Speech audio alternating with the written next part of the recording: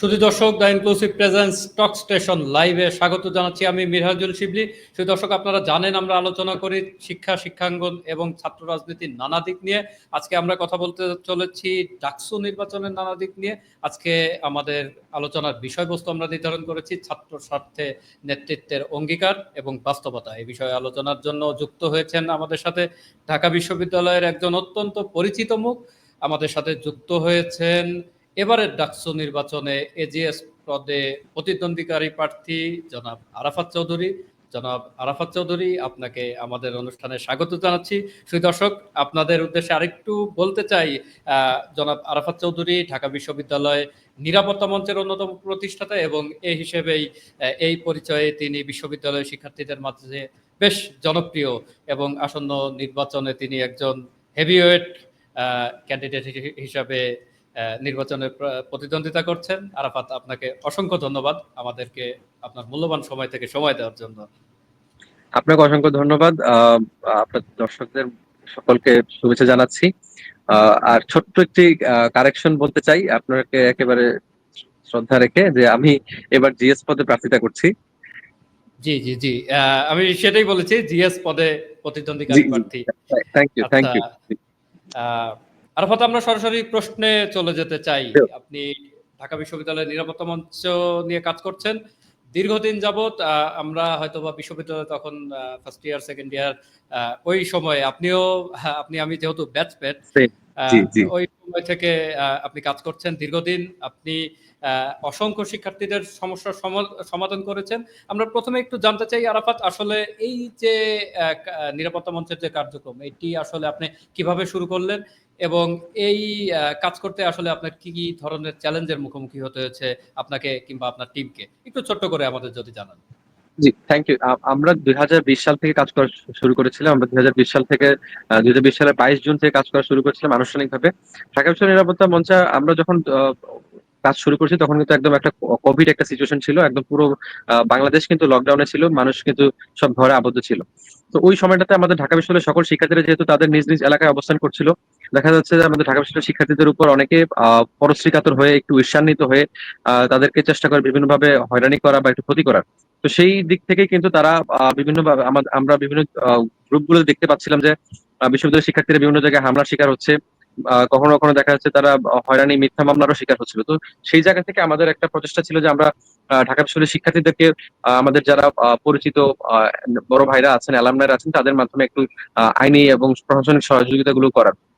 সেখান থেকে আমরা কাজ করা শুরু করেছিলাম এবং এটি কিন্তু কাজ করতে করতে এক পর্যায়ে অনেক সুদূর বিস্তৃতি লাভ করে এবং বিশ্ববিদ্যালয়ের সকল শিক্ষার্থীদের মধ্যে এটি একটি অনেক ইতিবাচক সাড়া ফেলে। পাশাপাশি আমরা ঢাকা বিশ্ববিদ্যালয়ের যত শ্রদ্ধা যারা অগ্রজ রয়েছেন, তারা বিভিন্ন পুলিশ প্রশাসন থেকে শুরু করে অন্যান্য যারা গুরুত্বপূর্ণ রাষ্ট্রের দায়িত্বে ছিলেন, তাদের সকলের সাথে আমরা একটা মেলবন্ধন তৈরি করতে পেরেছিলাম। একটা ব্রিজ হিসেবে কাজ করেছিলাম আমরা ঢাকা বিশ্ববিদ্যালয় নিরাপত্তা মঞ্চ। আর আপনি যে দ্বিতীয় প্রশ্নটি করেছিলেন যে আমাদের কাজ করতে আমাদের টিম ওয়ার্ক হিসেবে কি কি চ্যালেঞ্জ মুখোমুখি হতে হয়েছিল, আমি আপনাকে একেবারে সংক্ষেপে বলি। যখন আমরা শুরু করেছিলাম তখন কিন্তু আমাদের রিসোর্স বা আমাদের পরিচিত যে বড় ভাইরা ছিল তারা অত্যন্ত কম সংখ্যক ছিল এবং আমরা চেষ্টা করছিলাম যেন একটা বৃহৎ সংখ্যক বড় ভাই যারা রয়েছেন, বড় আপু যারা রয়েছেন, তাদেরকে একটি প্ল্যাটফর্মে নিয়ে আসা। তো আমার মনে আছে যে আমি আমাদের ঢাকা বিশ্ববিদ্যালয় নিরাপত্তা মঞ্চে, এখন তো আপনি জানেন প্রায় মেম্বার প্রায় 54,000 মেম্বার, এখানে সাবেক এবং বর্তমান অনেক মেম্বারে রয়েছে। তো সেক্ষেত্রে প্রায় 3 থেকে 4 হাজার যারা প্রশাসন এবং পুলিশের দায়িত্বরত রয়েছেন তাদেরকে আমরা গ্রুপে অ্যাড করেছিলাম, একদম তাদের ব্যাচমেটদের মাধ্যমে, কখনো কখনো তাদের পরিচিতদের মাধ্যমে। তো এটা মানে সকলকে একটা প্ল্যাটফর্মে নিয়ে আসা, এটা একটা অত্যন্ত চ্যালেঞ্জিং বিষয় ছিল। এবং পাশাপাশি যাদের ওই সময় বিভিন্ন ধরনের, আপনারা জানেন যে দেশের সমগ্র দেশেই আমাদের ঢাকা বিশ্ববিদ্যালয়ের শিক্ষার্থীরা আছে, ছড়িয়ে ছিটিয়ে আছে, তাদেরকে রিচ করা এবং তাদের কাছে তাদের যে সমস্যাগুলো, যারা আমাদের শিক্ষার্থীরা সমস্যাগুলো পড়তো, তাদেরকে সেই জায়গায় অ্যাড্রেস করা এবং তাদেরকে পৌঁছানোটা একটু আমাদের কাছে প্রথম অবস্থায় চ্যালেঞ্জিং ছিল। বাট যখন আস্তে আস্তে আমাদের অভিজ্ঞতা হতে থাকলো, আমাদের সাথে আমাদের কাজ করতে করতে কাজের পরিধি বাড়লো, আস্তে আস্তে সবকিছু আমরা গুছিয়ে নিয়েছিলাম এবং আল্লাহর রহমতে আমরা অনেক সুন্দরভাবে ঢাকা বিশ্ববিদ্যালয়ের শিক্ষার্থীদের সার্ভিস দিয়েছি, তাদেরকে সেবা করতে পেরেছি, তাদের যে আইনি সহায়তা গুলো প্রয়োজন ছিল টাইম টু টাইম আমরা দিয়েছি। তো সেই ক্ষেত্রে চ্যালেঞ্জিং তো সব সব জায়গায় কিছুটা থাকেই। তো সেই চ্যালেঞ্জিং ওভারকাম করেই হচ্ছে একটা বর্তমান অবস্থায় আমরা পৌঁছেছি আর কি।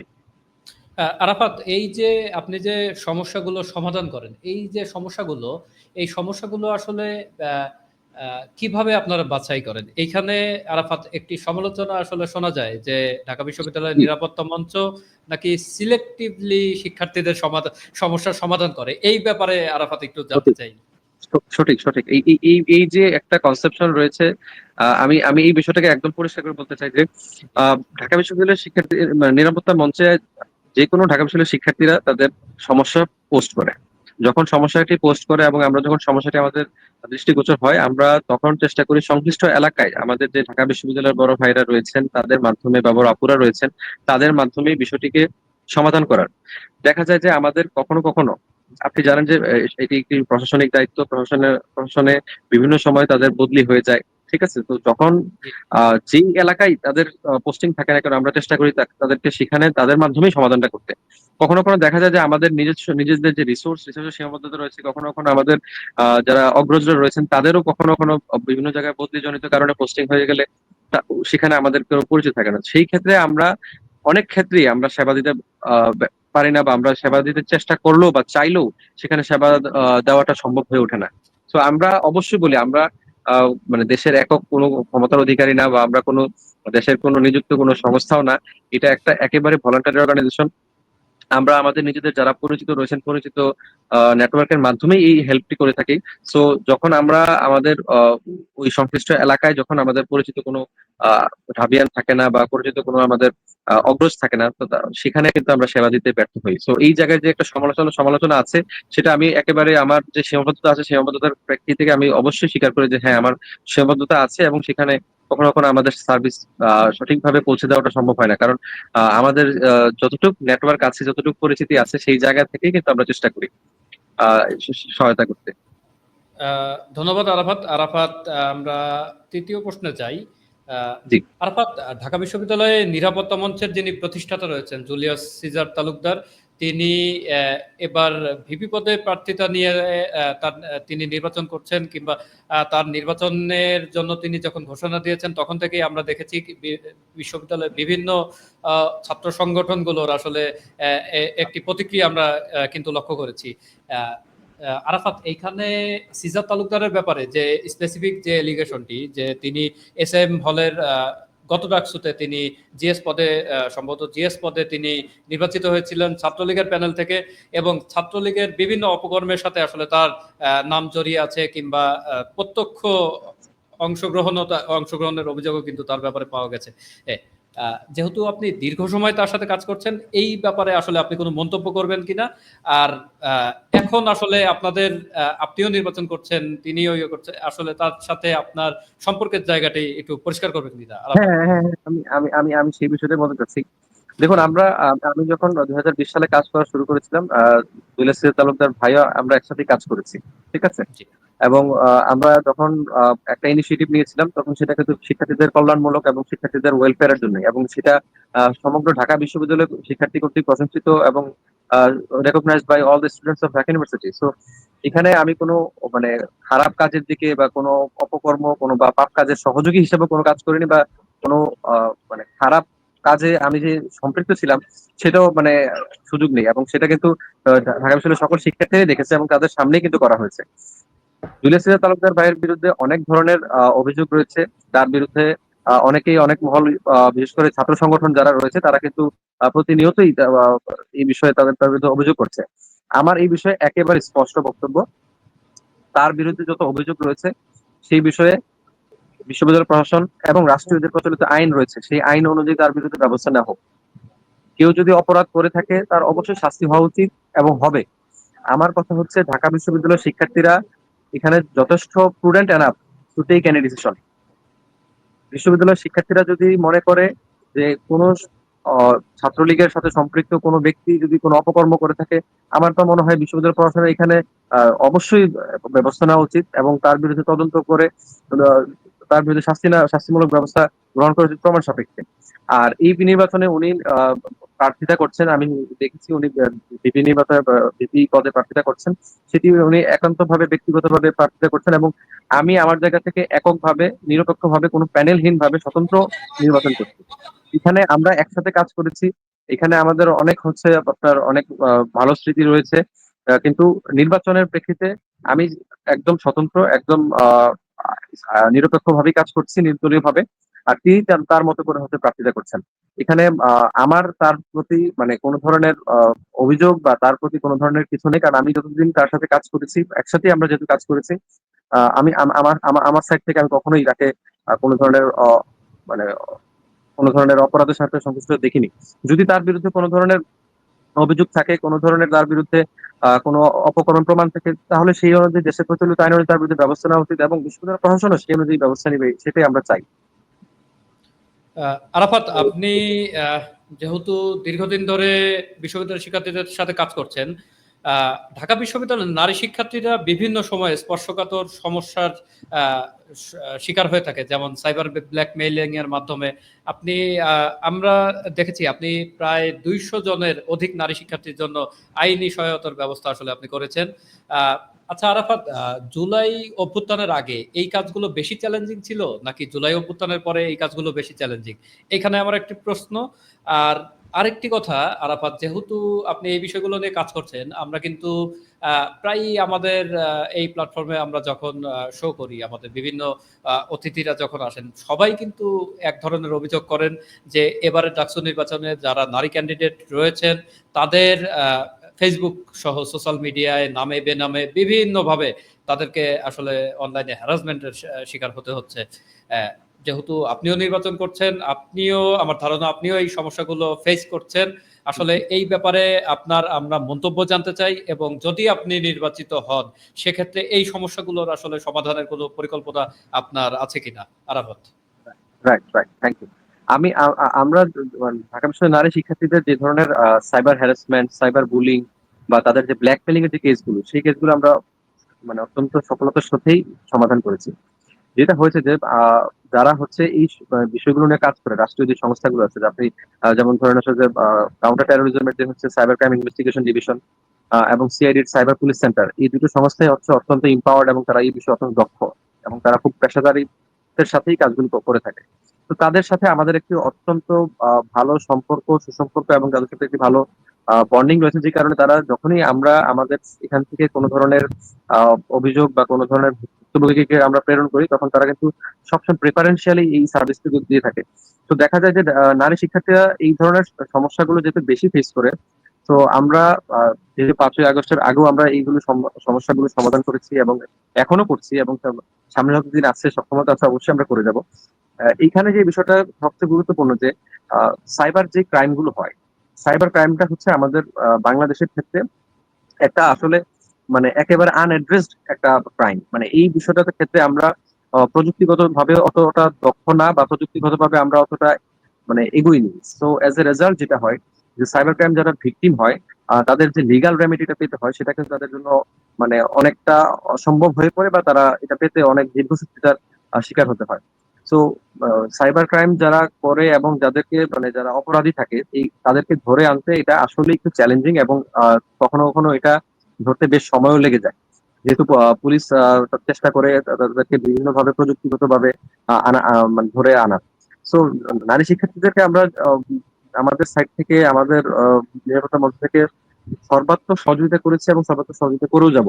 কিন্তু কিছু চ্যালেঞ্জিং আছে, যেহেতু আমাদের লোক পুলিশের সেরকম দক্ষ লোকবলের যে সংকট রয়েছে, এবং সেটা শুধুমাত্র এই যে সাইবার ক্রাইমের যে বিষয়টা, সেটা কিন্তু শুধুমাত্র ঢাকা কেন্দ্রিক সীমাবদ্ধ রয়ে গেছে।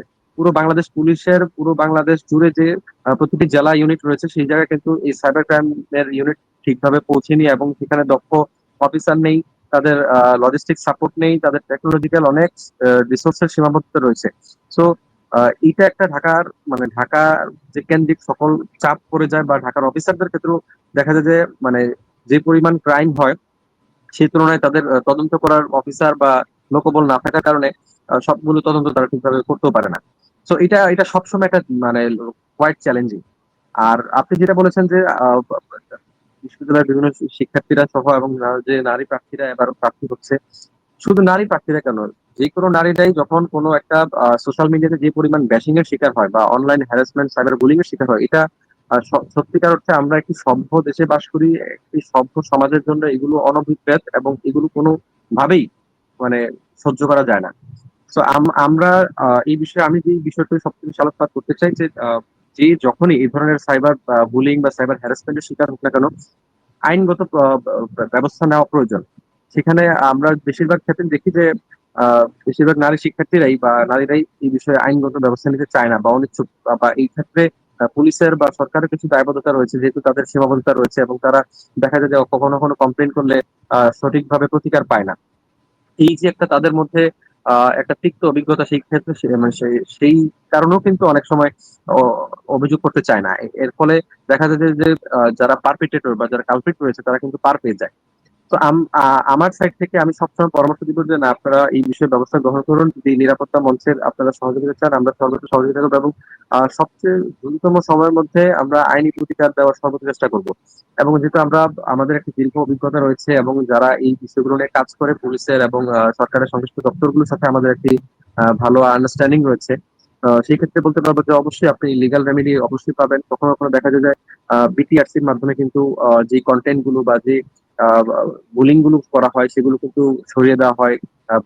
বা বাংলাদেশ পুলিশের মাধ্যমে আসলে যারা এইগুলো করে থাকে তারা কিন্তু তাদের আইডেন্টিটিও বের করে তাদেরকে উদ্ধার শনাক্ত করে কিন্তু গ্রেফতার করা হয়। তো সাইবার আমাদের যে লাস্ট 2025 সালে যে সাইবার অর্ডিন্যান্সটি হয়েছে, সেখানেও কিন্তু শাস্তির ব্যবস্থা আছে। যেই জিনিসটা আমাদের জন্য সবচেয়ে বেশি অ্যালার্মিং যে যেহেতু সাইবার ক্রাইম করে অনেকেই পার পেয়ে যায় বা সাইবার ক্রাইমের যে সাইবারের যে অ্যাক্ট রয়েছে সেই অ্যাক্টের অ্যাপ্লিকেশন ঠিকভাবে হচ্ছে না। সেক্ষেত্রে আমরা দেখা যায় যে অনেকেই হচ্ছে অভিযোগ করতে চায় না। এই অভিযোগ না করার কারণে কিন্তু এই বিষয়গুলো মানে অপরাধীরা দিনের পর দিন পার পেয়ে যায় এবং তারা একই কাজ সংঘবদ্ধ আকারে কিন্তু করতে থাকে। তো আমি সবসময় বলবো এবং সবসময় চাইবো যেন যে কেউ যে কোনো ধরনের সাইবার বুলিং, সাইবার হ্যারাসমেন্ট বা ব্ল্যাকমেইলিং বা ফিনান্সিয়াল স্ক্যামের যদি শিকার হয় অনলাইনের মাধ্যমে, অবশ্যই আপনার আইনের সহায়তা নেওয়া প্রয়োজন এবং আইনের কাছে আপনার কমপ্লেন করা প্রয়োজন। আরাফাত, এই যে ঘটনাগুলো ঘটছে আসলে নির্বাচনের যে প্রার্থীদেরকে কেন্দ্র করে যে ঘটনাগুলো ঘটছে, এতে করে কি আরাফাত আপনার মনে হয় যে নারীদের রাজনীতিতে অংশগ্রহণ কিংবা এই ডাকসু নির্বাচনের মতো এই ধরনের বৃহৎ প্ল্যাটফর্মে আসলে নারীদের অংশগ্রহণ কমে যাবে কিংবা এর একটি নেতিবাচক প্রভাব পড়বে, এরকম কি মনে হয় আপনার? অবশ্যই, অবশ্যই। এটার একটা মানে লং লাস্টিং একটা নেগেটিভ ইমপ্যাক্ট রয়েছে এবং আমরা যেটা দেখেছি যে এইভাবেই আমাদের মানে মানে নারী নেতৃত্বের কিন্তু হচ্ছে মানে নারীদের নেতৃত্বে আসা বা রাজনীতিতে আসা কিন্তু এই প্রবণতাটা কম বা ঝোঁক কম, যেহেতু আমরা এখনো তাদের জন্য একটা সেফ এনভায়রনমেন্ট তৈরি করতে পারিনি। আমাদের পলিটিক্যাল যে কালচার, সেক্ষেত্রে আমরা দেখা যায় যেই অল্প কয়েকজন গুটি কয়েক মানুষ নারীরা এগিয়ে আসে, সেক্ষেত্রে আমরা দেখি যে তাদেরকে আহ ফ্লারিশ করার আগে বা তারা তাদের নেতৃত্বের দক্ষতা বা নেতৃত্বের গুণ বিকাশ করার আগেই কিন্তু তাদেরকে বিভিন্নভাবে ডিমোটিভেট করা হয়, তাদেরকে বিভিন্ন ধরনের হ্যারাসমেন্ট থেকে বুলিং, তাদেরকে অকথ্য ভাষায় গালিগালাজ এবং ব্যক্তিগতভাবে আক্রমণ করা হয়।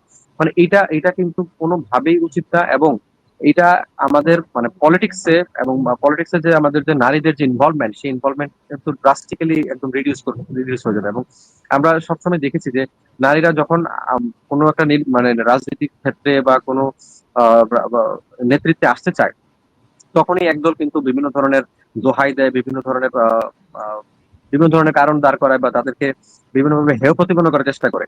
তো এতে যেটা হবে, এটা আমাদের মানে জাতি হিসাবে এটা আমরাও হচ্ছে যে বিশ্বের বিভিন্ন মানুষের কাছে, বিভিন্ন দেশের মানুষের কাছে এটা কিন্তু আমাদের জন্য কোনো একটা ভালো মেসেজ যায় না। আবার আহ বিশ্বের মানুষ যখন দেখে যে আমাদের দেশের নারীরা আহ যেহেতু আমাদের দেশের নারীরা প্রায় পুরুষের একদম প্রায় অলমোস্ট কাছাকাছি সংখ্যার দিক থেকে, সেক্ষেত্রে মানে নারী নেতৃত্ব এগিয়ে আসা বা নারী নেতৃত্বকে এনকারেজ করার জায়গায় আমরা যখন ডিসকারেজ করি, সেটা কিন্তু আহ, আমাদের জাতি হিসেবে এবং আমাদের লং লাস্টিং এটা কিন্তু আমাদের জন্য খুব খারাপ কিছু বয়ে আনবে। তো আমার কাছে মনে হয় যে নারীদেরকে এনকারেজ করা উচিত এবং তাদেরকে তাদের বিরুদ্ধে যে ধরনের লেখালেখি করা হয়, ব্যক্তিগত আক্রমণ বা তাদের ক্যারেক্টার অ্যাসাসিনেশন করা হয়, সেগুলো বন্ধ করা উচিত। ধন্যবাদ আরাফাত। আরাফাত, আপনি এবারে নির্বাচন করছেন, নির্বাচনে অংশগ্রহণ করছেন, আমরা দেখছি সোশ্যাল মিডিয়ায় এবং ঢাকা বিশ্ববিদ্যালয়ে আপনি সারাদিন প্রচারণার কাজে ব্যস্ত রয়েছেন। আহ, আরাফাত, আসলে এই মুহূর্তে একজন স্বতন্ত্র প্রার্থীর জন্য ডাকসুর নির্বাচন কতটা লেভেল প্লেইং ফিল্ড নিশ্চিত হচ্ছে বলে আপনার মনে হয়? না, এই বিষয়ে আমি মানে অত্যন্ত হতাশার সাথেই বলতে হচ্ছে, আমরা আশা করেছিলাম 24-এর গণঅভ্যুত্থান পরবর্তী সময়ে একটি ঐতিহাসিক ডাকসু হতে যাচ্ছে, এবং দীর্ঘদিন যাবত যেহেতু আমাদের দেশে নির্বাচনের হচ্ছে না বা সুষ্ঠু নির্বাচন হচ্ছে না, সেক্ষেত্রে পুরো দেশের মানুষ কিন্তু খুব মুখিয়ে আছে, তাকিয়ে আছে এই পুরো ডাকসু নির্বাচনের দিকে। এবং এই ডাকসু নির্বাচনে আমরা চাচ্ছিলাম যে একটি অবাধ, সুষ্ঠু, নিরপেক্ষ এবং একটি অংশগ্রহণমূলক একটি নির্বাচন হবে। কিন্তু আমরা দেখতে পাচ্ছি যে বিশ্ববিদ্যালয় প্রশাসন এবং নির্বাচন কমিশনাররা তারা কিন্তু বিভিন্নভাবে পক্ষপাত দুষ্ট আচরণ করছে। বিভিন্ন দলের প্রার্থীরা, বিভিন্ন প্যানেলের প্রার্থীরা অনেক আহ, আচরণবিধি সুস্পষ্টভাবে লঙ্ঘন করছে, এবং প্রমাণ পাওয়া সত্ত্বেও, অভিযোগ করা সত্ত্বেও কিন্তু তাদের বিরুদ্ধে কোনো ধরনের ব্যবস্থা নেওয়া হচ্ছে না। এবং আমরা দেখতে পাচ্ছি যে বিশ্ববিদ্যালয় প্রশাসন কখনো কখনো বিভিন্ন দলের প্রার্থীকে আনুকূল্য দেওয়ার চেষ্টা করে, বিভিন্ন ফেভার করার চেষ্টা করে, যা সত্যি অনেক আঙ্কিত, মানে অনভিপ্রেত, এবং তা আমরা কখনোই কাম্য না। তো আমরা একজন স্বতন্ত্র প্রার্থী হিসেবে এটা আমি সত্যি কথা বলি যে আমাদের জন্য এটা খুব চ্যালেঞ্জিং, মানে এত পরিমাণ চ্যালেঞ্জিং যে সবকিছু একটা লেভেল প্লেইং ফিল্ড না থাকলে এটা আসলে কোনো স্বতন্ত্র প্রার্থীর পক্ষেই সুন্দরভাবে, সুষ্ঠুভাবে নির্বাচন অংশগ্রহণ করা বা তার নির্বাচনী ক্যাম্পেইন পরিচালনা করা বা শিক্ষার্থীদের কাছে পৌঁছানো এটা সম্ভব না। কখনো কখনো কখনো কখনো দেখা যায় যে বিভিন্ন স্বতন্ত্র প্রার্থীদেরকে ভয়ভীতি দেখানো হচ্ছে, বিভিন্ন ভাবে তাদেরকে বসিয়ে দেওয়ার চেষ্টা করছে। এবং আমরা কখনো শুনি যে বিশ্ববিদ্যালয়ের যে প্রশাসন এবং নির্বাচন কমিশন একটা ইলেকশন মেকানিজম বা হচ্ছে একটা ব্যাকডোর নেগোসিয়েশনের মাধ্যমে একটি ডামি নির্বাচন করতে চায়। তো এই দিক থেকে কিন্তু মানে আমরা অত্যন্ত শঙ্কিত, স্বতন্ত্র প্রার্থীরা বিশেষ করে, এবং বিচলিত। এবং আমরা এখনো চাইবো, এখনো বিশ্ববিদ্যালয় প্রশাসনের কাছে মানে জোর আহ্বান জানাবো যে বিশ্ববিদ্যালয় প্রশাসন তাদের সঠিক দায়িত্বটি পালন করুক, নিরপেক্ষ আচরণ করুক, এবং সকলের জন্য একটি অবাধ, সুষ্ঠু, গণতান্ত্রিক এবং নিরপেক্ষ একটি নির্বাচন আয়োজনের মাধ্যমে তারা সকল শিক্ষার্থীদের মাঝে একটি আহ, ইতিহাস বা অমর হয়ে থাকবে। আরাফাত, এবারে আমরা একটু ইস্তেহার নিয়ে কথা বলতে চাই। আমরা দেখছি নির্বাচনকে কেন্দ্র করে, ডাকসু নির্বাচনকে কেন্দ্র করে বিভিন্ন প্যানেলের প্রার্থীরা কিংবা স্বতন্ত্র প্রার্থীরা ইস্তেহারের ফুলঝুরি ছুটিয়ে যাচ্ছেন, কথার ফুলঝুরি ছোটাচ্ছেন। কিন্তু আজকে যেমন বিকেলে মধুর ক্যান্টিনে এক সংবাদ সম্মেলনে একজন এজিএস প্রার্থী মহিউদ্দিন রনি তিনি বলেছেন যে ইস্তেহার অনেকটা প্রেমিকার মতো, ইস্তেহার যেগুলো দিচ্ছে আসলে এইসব ইস্তেহার বাস্তবায়ন হবে না কিংবা তারা বাস্তবায়ন করবে না, এইরকম অভিযোগ, এরকম কথাও আমরা শুনছি। এবং শিক্ষার্থীদের মাঝেও কিন্তু এই ধরনের একটি প্রতিক্রিয়া আছে যে এই যে বড় বড় ইস্তেহার আসলে এগুলো কি শুধুই নির্বাচনে জেতার কৌশল কিংবা ভোট আকর্ষণ করার কৌশল, আদৌ কি এগুলো বাস্তবায়ন যোগ্য কিনা, এই ব্যাপারে আপনার থেকে একটু জানতে চাইবো আপনার মতামত। এবং আরাফাত, আপনার নির্বাচনী ইশতেহারের যে 13 নম্বর পয়েন্ট, আপনি সেখানে বলেছেন টিচার্স রেটিং সিস্টেম। এই টিচার্স রেটিং সিস্টেম কিংবা এই ধরনের কাছাকাছি একটি উদ্যোগ কিন্তু বিশ্ববিদ্যালয় প্রশাসন কিন্তু এর আগে নিয়েছে, কিন্তু সেটি আসলে বাস্তবে আলোর মুখ দেখে নাই এবং শিক্ষকদের এই ব্যাপারে অনীহা রয়েছে। আসলে শিক্ষার্থীরাও সেইভাবে কিন্তু চায় নাই, কিংবা কোনো ডিপার্টমেন্টে কিন্তু আমরা দেখি নাই যে এই যে টিচার্স রেটিং কিংবা এভালুয়েশন সিস্টেম যেটি বিশ্ববিদ্যালয় প্রশাসন চালু করছে, এটি নিয়ে কেন কাজ করছে না কিংবা এটির বিভাগগুলো কেন দিচ্ছে না, এটা নিয়ে কিন্তু শিক্ষার্থীরাও খুব বেশি আগ্রহ কিংবা ওই যে দাবি আদায় করে নেওয়ার একটি প্রক্রিয়া কিংবা একটি পদ্ধতি, সেটাও আমরা দেখি নাই। আসলে এই ব্যাপারেও আপনার থেকে একটু আসলে জানতে চাই আরাফাত। আচ্ছা, আপনার যে প্রথম কোয়েশ্চেনটা, আমি সেটার আগে জি। উত্তরটা দিই। আহ বিশ্ববিদ্যালয় আমরা দেখেছি ডাকসু নির্বাচনে অনেক প্রার্থী অনেক আকাশ কুসুম স্বপ্ন দেখাচ্ছে, অনেক আকাশ কুসুম ইশতেহারও দিচ্ছে, যা আসলে দেওয়া উচিত না। কারণ আমি মনে করি বিশ্ববিদ্যালয়ের শিক্ষার্থীর সাথে এটা একটা প্রতারণা। বিশ্ববিদ্যালয়ে ডাকসু একটা আপনার শিক্ষার্থীদের প্ল্যাটফর্ম, যে প্ল্যাটফর্মের মাধ্যমে স্টুডেন্টরা তাদের যে ভয়েস, সেই ভয়েসটা বিশ্ববিদ্যালয় প্রশাসনের কাছে পৌঁছে দিবে। ডাকসু হচ্ছে বিশ্ববিদ্যালয় প্রশাসন এবং শিক্ষার্থীদের মাঝখানে ব্রিজ করার জন্য একটা প্ল্যাটফর্ম। রাইট। এখানে যদি আপনি বলেন যে আমি 20 তলা হল বানিয়ে দিব, এটা আসলে ডাকসুর কোনো ক্ষমতাও নাই। আর ডাকসুর গঠনতন্ত্র যদি আপনি স্পষ্টভাবে পড়েন, সেখানে কিন্তু ডাকসুর ক্ষমতা অত্যন্ত সংকীর্ণ, এবং এখানে মানে কোনো ধরনের উন্নয়নমূলক কাজ করা সেটা আসলে মানে খুবই কষ্টসাধ্য। তো কেউ যদি বলে যে হচ্ছে আমি অনেক ধরনের বিল্ডিং বানিয়ে দিব, রাতারাতি এটা করে দিব, ঠিক আছে, মানে এটা আসলে সম্ভব না। তো আমার কাছে মনে হয় যে যেহেতু আমাদের মানে ডাকসু নির্বাচনের প্রার্থীরা প্রতিযোগিতা করছে, তাদের আগে ডাকসু নির্বাচনের যে গণতন্ত্রটি সেটি পড়া উচিত, এবং গণতন্ত্র আলোকে তারা কি কি কাজ করতে পারবে, শিক্ষার্থীদের কি কি কাজ তাদের করার সক্ষমতা রয়েছে, সেইগুলোর আলোকে তাদের একটি ইশতেহার দেওয়া প্রয়োজন এবং প্রতিশ্রুতি দেওয়া প্রয়োজন। শিক্ষার্থীদেরকে কখনোই মিসগাইড করা উচিত না, বা কখনোই তাদেরকে ভুল পথে পরিচালনা করা বা তাদেরকে ভুল আশ্বাস দেওয়াটা মানে সমীচীনও না। আমার আমার কাছে, আমি ব্যক্তিগতভাবে সেটা পছন্দ করি না। আর দ্বিতীয় যে প্রশ্নটি করেছেন যে হ্যাঁ, আপনি বলেছেন যে আমি একটি প্রস্তাব রেখেছি এবং আমার ইশতেহারে রয়েছে যে আহ, বিশ্ববিদ্যালয়ের শিক্ষার্থীদের টিচার্স রেটিং সিস্টেম বা টিচার্স পারফরমেন্স এভুলুশন সিস্টেম। আমরা জানি যে আমাদের ঢাকা বিশ্ববিদ্যালয়ের শিক্ষকরা তারা ঢাকা বিশ্ববিদ্যালয়ে মানে তাদের যে শিক্ষার্থীদের যে পড়াশোনার যে করানোর দায়িত্বটা, সেখানে পড়াশোনা কম করায় তারা বিভিন্ন বেসরকারি বিশ্ববিদ্যালয় হচ্ছে যদি একেবারে আমি হচ্ছে মানে বাংলা ভাষায় খাঁটি আঞ্চলিক ভাষায় বলি যে খ্যাপ মারতে যায়। বিভিন্ন বিশ্ববিদ্যালয়ে তারা হচ্ছে গিয়ে বিভিন্ন ধরনের হচ্ছে যে টাকার বিনিময়ে পড়াশোনা বা লেকচার দেয়। অথচ তাদের যেই সময়টা এবং এই ঢাকা বিশ্ববিদ্যালয়ের শিক্ষার্থীদের পেছনে ব্যয় করার কথা ছিল, তার যে ফার্স্ট এন্ড ফরমোস্ট ডিউটি বিশ্ববিদ্যালয়ের শিক্ষার্থীদেরকে শিক্ষাদান করা এবং তাদেরকে নিয়ে গবেষণা করা এবং তাদেরকে বিভিন্ন গবেষণামূলক কাজে নিয়োজিত করা, তাদেরকে জ্ঞান চর্চা উৎসাহিত করা, সেই কাজগুলো থেকে কিন্তু তারা দূরে সরে যায় এবং তারা এক ধরনের টাকার লোভেই চলে যায়। এবং দেখা যায় যে বিভিন্ন ক্ষেত্রে বিভিন্ন ডিপার্টমেন্টে আমরা দেখেছি প্রত্যেক বছরের পর বছর শুধু একই স্লাইড, একই লেকচার শিট, একই ম্যাটেরিয়ালস, ঠিক আছে, এগুলো দিয়েই শুধু কিন্তু সে চালিয়ে যাচ্ছে। অথচ সেম সেম পার্সনটাই যখন প্রাইভেট বিশ্ববিদ্যালয়ে যায়, বিভিন্ন ধরনের ব্র্যাক বিশ্ববিদ্যালয়, এনএসসি তে যায়, তখন আমরা কিন্তু দেখি যে সেখানে গিয়ে তারা তাদের গুণগত শিক্ষা বা তাদের কোয়ালিটি লেকচারটা প্রোভাইড করে। তো এই ক্ষেত্রে আমরা ঢাকা বিশ্ববিদ্যালয়ের শিক্ষার্থীরা দীর্ঘদিন যাবৎ বঞ্চিত হয়ে আসছি। আমরা চাই ঢাকা বিশ্ববিদ্যালয়ের শিক্ষার্থীরা, আমরা এমন একটি প্ল্যাটফর্ম, আমরা একটা অলরেডি একটি ওয়েবসাইটের প্রোটোটাইপ ডিজাইন করেছি এবং সেটি আমরা শিক্ষার্থীদের কাছে দিয়েছি। সেখানে আমরা একটা সিস্টেম রেখেছি যে আহ, যেই ডিপার্টমেন্টের শিক্ষার্থী, সেই ডিপার্টমেন্টের তার যে কোর্স রয়েছে একমাত্র শুধু তার কোর্স টিচারকে সে রেটিং করতে পারবে, এবং সে কোর্স টিচারকে রেটিং করবে তার যে ইনস্টিটিউশনাল মেইল, তার যে রেজিস্ট্রেশন নাম্বার, সেটি দিয়ে এবং একবারই করতে পারবে প্রত্যেক মাসে। সে যখন রেটিং করবে, রেটিং করার পর তার যে ফিডব্যাক রয়েছে সেই ফিডব্যাককে পর্যাপ্ত পরিমাণ কারণ শো করবে যে হচ্ছে সে কি কারণে হচ্ছে টিচারকে ইমপ্রুভ করতে বলতে চাইছে। পাশাপাশি এটি তার গোপনীয়তার মানে গোপনীয়তার সাথে এই প্রসেসটি পরিচালনা করা হবে।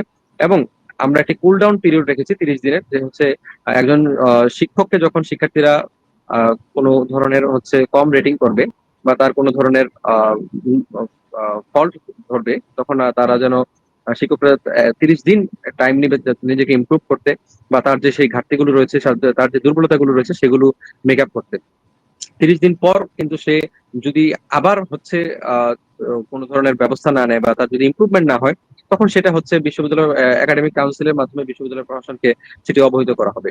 আমরা চাই টিচারদের মাধ্যমে এবং টিচার এবং স্টুডেন্টদের মধ্যে একটা সৌহার্দ্যপূর্ণ সম্পর্ক এবং ছাত্র শিক্ষকের মধ্যে একটি অত্যন্ত আন্তরিকতার হৃদ্যতাপূর্ণ সম্পর্ক বজায় থাকুক। পাশাপাশি টিচারদের যে দায়িত্ব রয়েছে সেই দায়িত্বটা কি দায়িত্বর জবাবদিহিতা আনা হোক এবং তাদের অ্যাকাউন্টেবিলিটি নিশ্চিত করা হোক। কেউ আমরা দেখেছি বিশ্ববিদ্যালয়ের বিভিন্ন ডিপার্টমেন্টের শিক্ষকরা কিন্তু একেবারে তারা স্বেচ্ছাচারের মতো আচরণ করে। তারা যখন মঞ্চে তখন ক্লাস নেয়, যখন মঞ্চে তখন ক্যান্সেল করে। দেখা যায় যে কখনো কখনো গাজীপুর থেকে যে ছেলেটা আসে, এসে ক্লাস শুরু হওয়ার ঠিক 5 মিনিট আগে বলে যে এখন আর ক্লাস টিমার আছে, ক্লাস ক্যান্সেল। তো এই ধরনের যে স্বেচ্ছাচারী মনোভাব, এই ধরনের যে একটা মানে জবাবদিহিতাহীন একটি কালচার আমাদের মধ্যে তৈরি হচ্ছে, সেই জায়গাটা থেকে আমরা চাই স্টুডেন্টদের এবং টিচারদের দুই পক্ষেরই যেন হচ্ছে একটি সুন্দর সম্পর্ক বজায় থাকে এবং একটি অ্যাকাউন্টেবিলিটি এনশিওর হয়। সেই জায়গা থেকে কিন্তু আমরা চেয়েছি যে এই টিচার রেটিং সিস্টেমটা চালু করতে।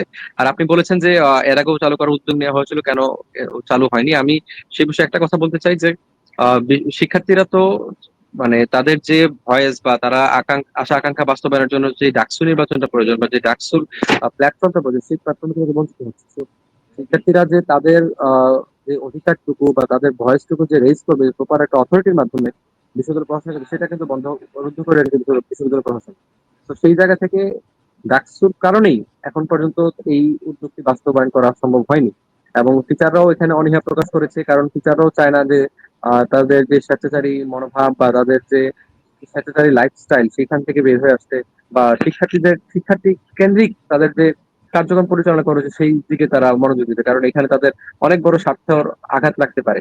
তো সেই জায়গা থেকে আমার মনে হয় যে ডাকসুর মাধ্যমে আমরা এই বিষয়টি এনশিওর করতে পারবো, বিষয়টি ইমপ্লিমেন্ট করতে পারবো, এবং এটা শিক্ষক এবং শিক্ষার্থী দুই পক্ষের জন্যই অত্যন্ত একটা মানে কার্যকর এবং ফলপ্রসূ আহ, কিছু বয়ে নিয়ে আসবে।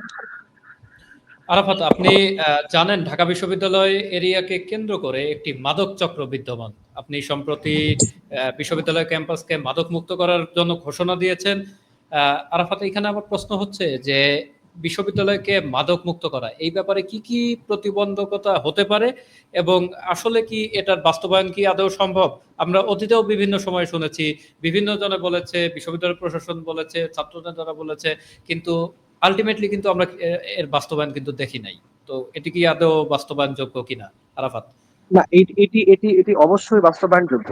প্রথম কথা হচ্ছে বিশ্ববিদ্যালয়ে অনেকগুলো স্টেক হোল্ডার রয়েছে। এখানে শিক্ষকরা রয়েছে, শিক্ষার্থীরা রয়েছে, বিভিন্ন কর্মকর্তা কর্মচারী রয়েছে, এবং ঢাকা বিশ্ববিদ্যালয় আপনি জানেন এটি একটি ওপেন ক্যাম্পাস। এখানে কিন্তু বিভিন্ন শ্রেণী পেশার মানুষরা কিন্তু এখানে আসে। তো আমাদের এখানে যেই জিনিসটা প্রয়োজন সবচেয়ে বেশি, সেটা হচ্ছে সদিচ্ছা। যদি সদিচ্ছা থাকে বিশ্ববিদ্যালয়কে মাদক মুক্ত করা, এটা জাস্ট সময়ের ব্যাপার, মানে এটা আপনি করতেই পারবেন। সর্বপ্রথম যে বিষয়গুলো আমাদের এখানে ফোকাসে আনতে হবে, যে বিষয়গুলো মাথায় রাখতে হবে, যে বিশ্ববিদ্যালয়টাকে আমরা এখানে একটি, যে বহিরাগতদের যে অবাধ চলাচল এবং অনিয়ন্ত্রিত ভাবে বিশ্ববিদ্যালয়ের মাঝখান দিয়ে যে পরিমাণ যানবাহন চলাচল করে, আমাদের সেগুলোকে সীমাবদ্ধ করতে হবে, সেগুলোকে আমাদের নিয়ন্ত্রণে আনতে হবে। বিশ্ববিদ্যালয়ে যখন অবাধ মেলামেশা, অবাধ বহিরাগত মানুষ প্রবেশ করতে পারবে না, তখন কিন্তু অনেকাংশেই আপনার এই মাদক সেবন বা মাদক যে বিক্রি, এটার হার কমে যাবে, প্রথম কথা। দ্বিতীয় কথা হচ্ছে এখানে যে শিক্ষার্থীরা রয়েছে, যদি এখানে ঢাকা বিশ্ববিদ্যালয়ে কোনো শিক্ষার্থী যদি মাদক গ্রহণ করে, মাদক সেবন করে, বা এই মাদক কেনাবেচার সাথে জড়িত থাকে, বিশ্ববিদ্যালয় প্রশাসন থেকে কিন্তু তাদের বিরুদ্ধে ব্যবস্থা নিতে পারে, এবং দেশের প্রচলিত আইন অনুযায়ী তাদের বিরুদ্ধে যদি কয়েকটা কেসে যদি দেখা যায় যে ভালো ভালো তাদের বিরুদ্ধে ব্যবস্থা নেওয়া হয়, তারপর কিন্তু এটা কমে যাবে, এটা এই হারটা কমে যাবে। দুই নাম্বার হচ্ছে যদি কোনো শিক্ষার্থী এই মাদক সেবনের সাথে জড়িত থাকে, বিরুদ্ধে আমরা একটি নিয়মিত ডোপ টেস্ট একটি আওতায় আনা যেতে পারে, বা এখানে এখানে আমরা একটা পলিসি মেকিং করতে পারি যে তাদের বিরুদ্ধে নিয়মিত ডোপ টেস্ট করবে, প্রতি বছর একবার হলো ডোপ টেস্ট করা হবে। এবং সেখানে কিন্তু আমার মনে হয় যে বিশ্ববিদ্যালয়ের এই ধরনের যদি কোনো নীতিমালা প্রণয়ন করে বা কোনো নিয়ম চালু করে, তাহলে শিক্ষার্থীরা বহুলাংশেই তারা চাইবে না যে হচ্ছে যে মানে পদক্ষেপ মাধ্যমে তাদের ডোপ টেস্টে এটা ধরা পড়ুক। পাশাপাশি তাদের বিরুদ্ধে যদি শাস্তিমূলক কোনো ব্যবস্থা রাখা হয়, যে কেউ কেউ ডোপ টেস্টে যদি কারো পজিটিভ হয়, তখন তার ছাত্রত্ব বাতিল হয়ে যেতে পারে, বা তাকে রাস্টিকেট করা হতে পারে, বা তাকে সাময়িক বহিষ্কার করা হতে পারে। হ্যাঁ, তো এই ধরনের যদি শাস্তিমূলক কিছু ব্যবস্থা রাখা যায়, এবং বিশ্ববিদ্যালয় প্রশাসন যদি এটাকে কঠোরভাবে মনিটরিং করে প্রক্রিয়ার টিম সহ, তাহলে আমার মনে হয় মাদক মুক্ত ক্যাম্পাস করা এটা খুব বেশি কঠিন ব্যাপার না। এবং এটা এটা এটা করা উচিত, এবং এটা আমার মনে হয় করলে সকল পক্ষ এখানে লাভবান হবে। ধন্যবাদ আরাফাত। আরাফাত, আমরা ইতিমধ্যে দেখেছি প্রতিরোধ পর্ষদের প্যানেল থেকে যিনি আপনার প্রতিদ্বন্দ্বিতা করছেন, জিএস পদপ্রার্থী মেঘমাল্লার বসু অভিযোগ তুলেছেন বিশ্ববিদ্যালয়ের ফার্স্ট ইয়ার সেকেন্ড ইয়ারের শিক্ষার্থীদের ব্রাইব করার মাধ্যমে তাদের ভোট টানার চেষ্টা করা হচ্ছে, হলে হলে ফিস্ট করা হচ্ছে, রেস্টুরেন্টে খাওয়ানো হচ্ছে। আসলে এই ব্যাপারে আপনার কাছে একটু মতামত জানতে চাই, আরাফাত। আরাফাত, আমি একটি বিষয় আসলে আমার ব্যক্তিগত অভিজ্ঞতা আপনার সাথে শেয়ার করতে চাই। আজকে দুপুরে যখন আমি লাঞ্চ করছিলাম, ঠিক সেই সময় আমি বিশ্ববিদ্যালয়ের আশেপাশেই একটি দোকানে, তো সেইখানে খাবারের দোকানে, সেখানে আমি সেই দোকানের ম্যানেজারকে জিজ্ঞেস করছিলাম আসলে ডাকসুকে কেন্দ্র করে কিংবা নির্বাচনকে কেন্দ্র করে তাদের ব্যবসা বেড়েছে কিনা। তিনি কিন্তু আমাকে উত্তর দিয়েছেন যে ভাই, ব্যবসা ব্যাপক আকারে বেড়েছে। ভালো। আসলে এই যে ব্রাইব করার যে চেষ্টা, এই ব্যাপারে আপনার মতামত আমরা একটু জানতে চাই, আরাফাত। না, আমি আমি আপনাকে এখানে কয়েকটা বিষয় বলতে চাই।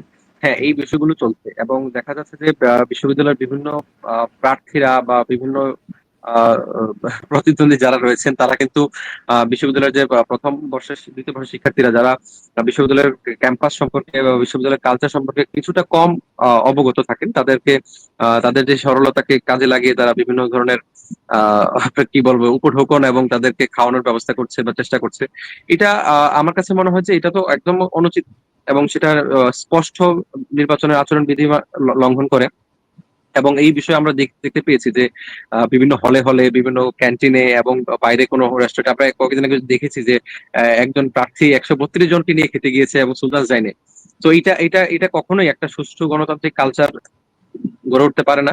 এবং তাদেরকে দেখা যায় যে যেহেতু তাদেরকে বিভিন্ন ধরনের ভোট কেনার জন্য এই ধরনের প্রলোভন দেখানো হচ্ছে বা তাদেরকে এই ধরনের উপঢৌকন প্রদান করা হচ্ছে, সেটা বিশ্ববিদ্যালয়ের যে গণতান্ত্রিক চর্চা, সুষ্ঠুভাবে একটা গণতান্ত্রিক চর্চার ক্ষেত্রে এটা কিন্তু অন্তরায়। এবং আমরা চাইবো যে ঢাকা বিশ্ববিদ্যালয় প্রশাসন এবং নির্বাচন কমিশন যৌথভাবে যেন এই ধরনের কর্মকাণ্ডে যারা লিপ্ত বা যারা এই প্রার্থী যারা এই ধরনের কাজ করছে তাদের বিরুদ্ধে নির্বাচনী বিধিমালা অনুযায়ী যেন হচ্ছে যে তাদের বিরুদ্ধে ব্যবস্থা গ্রহণ করা হয়। স্পষ্ট লেখা আছে এখানে প্রার্থীতা বাতিল হতে পারে। বিশ্ববিদ্যালয় প্রশাসন এখানে একটা গুরুত্বপূর্ণ ভূমিকা পালন করা প্রয়োজন। কিন্তু আমার একটা ব্যক্তিগত অবজারভেশন আছে, ব্যক্তিগত মতামত আছে। আমি কিন্তু বলেছিলাম যে ঢাকা বিশ্ববিদ্যালয়ের শিক্ষার্থীরা এখানে দেশের সর্বোচ্চ বিদ্যাপীঠে দেশের সর্বোচ্চ মেধাবীরা এখানে পড়াশোনা করতে আসে। সো কাউকে আপনার টাকা দিয়ে বা কোনো বিরিয়ানির লোভ দেখিয়ে কখনোই কিন্তু তাদের মাথা কিনে ফেলা যাবে না। যে যতই কিছু করুক না কেন, যতই চেষ্টা করুক না কেন, দিন শেষে কিন্তু ঢাকা বিশ্ববিদ্যালয়ের শিক্ষার্থীরা জানে যে মানে কিভাবে, মানে কখন সঠিক সিদ্ধান্ত নিতে হবে এবং কোথায় তাদের যোগ্য প্রতিনিধিকে বেছে নিতে হবে, এবং সেটা কিন্তু ব্যালটের মাধ্যমে আপনি দেখবেন যে শেষ পর্যন্ত শিক্ষার্থীরা প্রমাণ করে দিবে। সো এইগুলো যারা কাজ করছে তাদের অবশ্যই বন্ধ করা উচিত এবং তাদের সেখান থেকে সরে এসে সত্যিকার অর্থে শিক্ষার্থীদের কাছে যাওয়া প্রয়োজন। শিক্ষার্থীদের কাছে যদি ভালো কাজ নিয়ে যাওয়া যায়, শিক্ষার্থীদের কাছে যদি বোঝানো যায় যে না, সে কাজ করতে আগ্রহী এবং কাজ করতে চায়, সে একটা কাজের সুযোগ চায়, আমার মনে হয় শিক্ষার্থীরা কখনোই তাদেরকে নিরাশ করবে না। ধন্যবাদ আরাফাত। আরাফাত, আমরা অনুষ্ঠানের একদম শেষ পর্যায়ে চলে এসেছি। একদম সর্বশেষ প্রশ্নে আপনার কাছে যেতে চাই। আপনি নিজে ডাকসুতে জিএস পদে প্রতিদ্বন্দ্বিতা করছেন। এবারের আপনি যে পদে প্রতিদ্বন্দ্বিতা করছেন এই পদের জন্য অনেক হেভিওয়েট ক্যান্ডিডেট লড়াই করছে, ফলে আমরা লড়াইটাও খুব হাড্ডাহাড্ডি হবে বলে আশা করছি। আসলে আরাফাত, এইখানে প্রশ্ন হচ্ছে আপনি এই লড়াইকে কিভাবে, কেমন উপভোগ করছেন, কি কি চ্যালেঞ্জ দেখছেন, এবং আসলে দিন শেষে নির্বাচন কি আদৌ সুষ্ঠু, অংশগ্রহণমূলক এবং যেটা বলে আর কি অবাধ, সুষ্ঠু, নিরপেক্ষ নির্বাচন আদৌ হবে কিনা? আরাফাত, সর্বশেষ প্রশ্ন আপনার কাছে। হ্যাঁ, হ্যাঁ, এই যে নির্বাচনটা করছি, আমি নির্বাচনে এসে অনেক ধরনের অভিজ্ঞতা সম্মুখীন হচ্ছি এবং নতুন নতুন অনেক কিছু শিখছি। নির্বাচন কিন্তু যেহেতু আমি স্বতন্ত্রভাবে করছি, কোনো মানে দলীয় ব্যানারে না, কোনো দলের প্যানেলে না, বা কারো কোনো মানে আশীর্বাদ পুষ্ট হয়েও না। তো এখানে আসলে আমার জন্য একজন স্বতন্ত্র প্রার্থী, শুধু আমি না, আমার মতো যারা স্বতন্ত্র প্রার্থী তাদের জন্য এটা কোয়াইট চ্যালেঞ্জিং। এবং এটা যারা করছে তাদের জন্য খুব কষ্ট হচ্ছে। আমি বিশ্বাস করি যে আমি নিজেও এটা ফেস করছি, যেহেতু লোকবল কম, খুব বেশি আপনার মানে ফান্ডিং নাই, কিছু নেই। হ্যাঁ, বিভিন্ন ভাবে হচ্ছে নিজেদের অনেক সীমাবদ্ধতা রয়েছে, রিসোর্সের সীমাবদ্ধতা রয়েছে। সে জায়গা কিন্তু আমরা বিভিন্ন চ্যালেঞ্জের সম্মুখীন। পাশাপাশি আপনি একটা বিষয় খেয়াল করবেন যে মিডিয়া কিন্তু কয়েকজন প্রার্থী, বিশেষ করে যারা দলীয় প্রার্থী রয়েছে, দলীয় প্যানেল থেকে প্রতিদ্বন্দ্বিতা করছে, তাদেরকেই কিন্তু বেশি ফোকাস করছে। তো আমরা যারা স্বতন্ত্র প্রার্থী রয়েছে তাদের জন্য এটা অবশ্যই চ্যালেঞ্জিং। এবং আসলে আমার মনে হয় এইবারই ডাকসুতে এত মানে প্রথম যে এত পরিমাণ হচ্ছে শিক্ষার্থীরা স্বতঃস্ফূর্তভাবে অংশগ্রহণ করছে, এবং এটা আমি খুব ইতিবাচক ভাবে দেখি। কারণ একটা সুষ্ঠু গণতন্ত্র চর্চার জন্য শিক্ষার্থীরা তাদের গণতান্ত্রিক অধিকার প্রয়োগ করার জন্য বা তাদের আহ, গণতান্ত্রিক অধিকারের নেতৃত্ব গুণ বিকাশ করার লক্ষ্যেই কিন্তু ডাকসুতে প্রতিনিধিত্ব করছে, প্রার্থিতা করছে, এবং এটা এটা আসলে খুবই পজিটিভ। এবং এটা হওয়া উচিত। একটা সাধারণ শিক্ষার্থী যে ফার্স্ট ইয়ার আছে তারও মানে ডাকসুতে দাঁড়ানোর অধিকার আছে, সে দাঁড়াবে। এটাই আমরা চাই, এই ধরনের একটা হেলদি কালচার চাই। তো আমার কাছে যেটা মনে হয় যে বিশ্ববিদ্যালয়ে একটি সুন্দর উৎসবমুখর পরিবেশ নির্বাচন করার সুযোগ রয়েছে, কিন্তু নির্বাচন কমিশন এবং বিশ্ববিদ্যালয় প্রশাসনকে এই বিষয়ে আরো অনেক সতর্কতার সহিত এবং গুরুত্ব দিয়ে এই বিষয়টি মাথায় নেওয়া উচিত। কারণ এটি শুধু ডাকসু শুধু মানে ঢাকা বিশ্ববিদ্যালয় কেন্দ্রিক নির্বাচন নয়, এটি কিন্তু সমগ্র মানে জাতির চোখে থাকে এবং জাতির জন্য একটি রোল মডেল নির্বাচন হিসেবেই বিবেচিত হবে। কিন্তু সামনে আমাদের একটি জাতীয় নির্বাচন রয়েছে, এবং এই জাতীয় নির্বাচনে কিন্তু এই ডাকসু নির্বাচনের ফলাফল অনেক প্রভাব রাখবে। সো আমার কাছে যেটা মনে হয় যে বিশ্ববিদ্যালয় প্রশাসনকে এখনই উচিত যে দ্রুত যেন সকল শিক্ষার্থীদের জন্য একটি অবাধ, সুষ্ঠু, নিরপেক্ষ নির্বাচন আয়োজন করা, এবং সকল প্রার্থীদেরকে সমান সুযোগ সুবিধা প্রদান করা, এবং কাউকে যেন কোনো ধরনের আনুকূল্য বা কোনো ধরনের ইলেকশনে যেন ইনফ্লুয়েন্স করতে আহ, না দেয়, না সুযোগ দেয়, সেই যেন তারা প্রয়োজনীয় ব্যবস্থা গ্রহণ করা প্রয়োজন। অসংখ্য ধন্যবাদ আরাফাত চৌধুরী আপনাকে। আপনি এতক্ষণ আমাদেরকে সময় দিয়ে আমাদের আলোচনাতে প্রাণবন্ত করেছেন। আমি আরো ধন্যবাদ এবং কৃতজ্ঞতা জানাতে চাই সেই সকল দর্শকদের যারা এতক্ষণ সময় ধরে আমাদের অনুষ্ঠানটি উপভোগ করলেন, এবং নিয়মিত টক স্টেশন লাইভ দেখতে চোখ রাখুন দ্য ইনক্লুসিভের ফেসবুক পেজ এবং ইউটিউব চ্যানেলে। সবাইকে ধন্যবাদ। শুভরাত্রি।